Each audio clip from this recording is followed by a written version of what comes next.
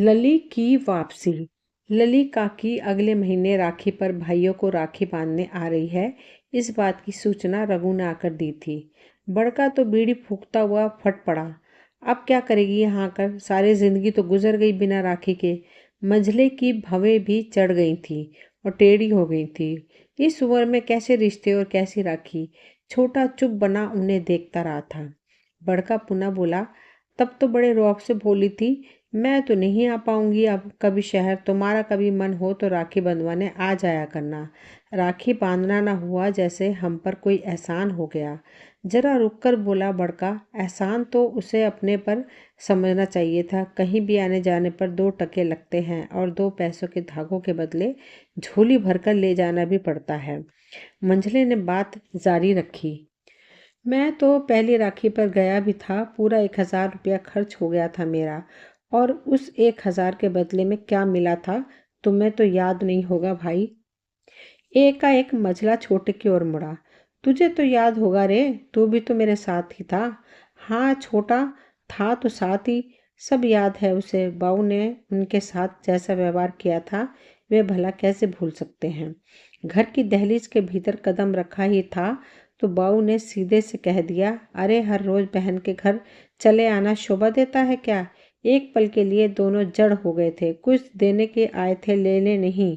लेकिन बाऊ के आगे में क्या कह पाते ही बस खिसिया कर रह गए थे। उस वक्त लली सामने नहीं थी, वरना तो जाने कैसी स्थिति पैदा हो जाती। लेकिन लली उनके बुझे चेहरों को भाप गई थी, जैसे हंसती हुई बोली थी, अरे इन्होंने कुछ कह दिया हो तो दिल को न लगाना, इनकी तो आदत है। बाबूजी की इस आदत को तू बर्दाश्त कर सकती है लली, हम नहीं। मंजली ने साफ साफ कह दिया था। अब यहाँ आने के लिए हमें सोचना पड़ेगा। लली कुछ नहीं बोल पाई थी। कोई फांस थी जो उसके गले में अटक कर रह गई थी। चंद दिनों में ही लली बाऊ के स्वभाव को जान गई थी। एक बार तो सोच बैठी थी, इस आदमी को छोड़कर वापस मायके चली जाऊं। कब तक इसकी जली कटी सुनती रहेगी? लेकिन मायका का ध्यान आते ही कांप गई थी। आज माँ बाप सर पर होते तो कुछ सोचते भी। भाई भाभीियों की चौखट पर जीना क्या आसान होता है? हो सकता है कभी इस आदमी की मति में सुधार हो जाए। बहुत बुरे दिन देखे लली ने, लेकिन जिंदगी तो गुजर ही जाती है। ना लली शहर आई, न कोई लली से कभी मिलने गया। 1-2 बार छोटे ने मन बनाया भी, लेकिन बाऊ का चेहरा आंखों के आगे आते ही उसने फिर मन बदल लिया। लेकिन इंसान के अपने बस में कुछ नहीं होता। जब कुदरत ने जो कदम जहां पहुंचाने हो पहुंच ही जाते हैं।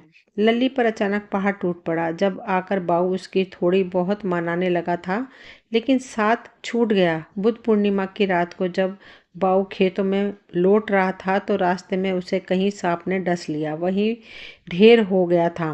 फिर तो तीनों भाइयों को क्या भाभीियों को भी जाना पड़ गया था गांव।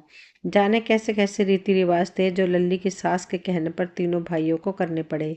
भाभियां खिसियाई थी, बुड्ढी को बेटे के मरने का दुख कम है, रीति रिवाजों को चिंता ज्यादा है। चौथा करके भाई लोग लौट आए थे। उसके बाद 13वां, फिर 17वां।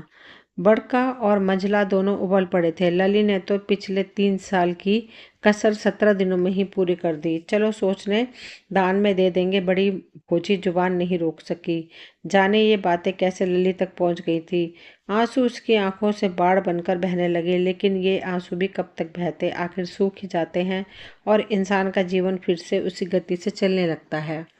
उस रोज रघु लली के पास गया तो लली हो होकर हंस रही थी। अब तो लली रोती रोती थक गई थी। जैसे सवेरे से शाम तक रघु वहीं रहा था। इस बीच लली ऐसे लग रही थी जैसे जवानी फिर से वापस आ गई हो।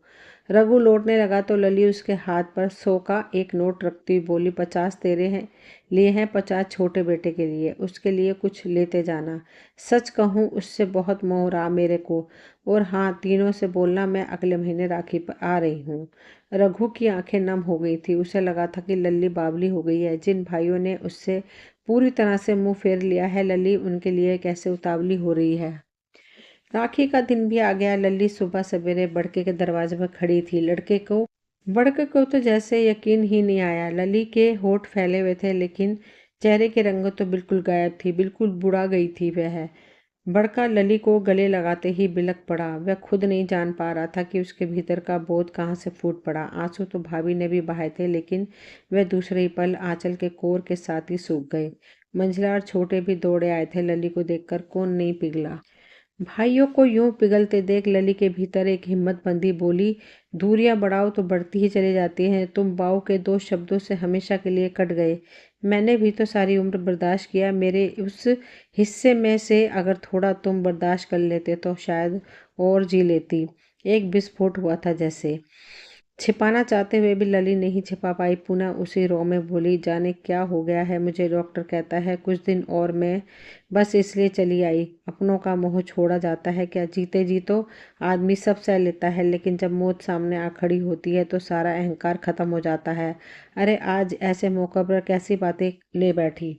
पहले तुम तीनों इधर आओ, राखी बांधूं तुम्हें, फिर तुम्हें नाश्ता कराओ। बहुत भूख लगी है मेरे को। तीनों भाइयों को एक ही पंक्ति में बिठा लली ने उनकी कलाई पर राखी बांधी और उनके माथे पर तिलक लगाया। लली आधा किलो मिठाई का डिब्बा भी लाई थी। उसके भाइयों को मुंह भी मीठा कराया। सहसा लली ने अपने झोले में से लकड़ी का एक डिब्बा निकाला और बड़के की ओर बढ़ाती बोली, इसे 3 हिस्सों में बांट लेना। क्या है इसमें, एकाएक बड़का बोला। लेकिन लली के जवाब से पहले ही यह डिब्बा खुल चुका था। ढेर सारी राखियां। तीनों भाई विस्मित नजरों से एक दूसरे के चेहरे की ओर देखने लगे। ये क्या, इतनी राखियां बांधेंगे क्या। मंझला बोला था। अरे नहीं, लली हंस पड़ी। पिछले 30 वर्षों की राखियां इसी में डालती चली गई आती थी। ये तुम्हारी अमानत थी मेरे पास, तुम्हें देना तो था ही, अब इनका हिसाब भी चुकाना होगा हमें। बड़के के मन में ये बात उठी और उसने कह भी दिया, अरे नहीं, तुम्हें कोई हिसाब नहीं देना। तुम्हारा कर्जा तो उसी पल उतर गया जब दहलीज के भीतर कदम रखने पर मैंने तुम्हारी आंखों में चमक देखी। लली मुस्कुरा रही थी। बोली, जब तक हूँ कभी कभी आती रहूंगी। हो सकता है अगली राखी पर तुम्हारे सामने हूँ। तुम्हारी आंखों की चमक से लगता है मेरी जिंदगी बढ़ा दी है। कोई कुछ नहीं बोल पाया। सभी लली के उस भीतर को तलाशने लगे जो लली को उनसे छीनने जा रहा था। दोस्तों, ये कहानी यहीं तक थी। बहुत छोटी कहानी थी। मुझे उम्मीद है आप सभी को पसंद आई होगी। एक बहन के लिए भाइयों का जो तोहफा था वो इस कहानी में दर्शाया गया है। मिलती हूँ अगली कहानी में, तब तक के लिए थैंक यू।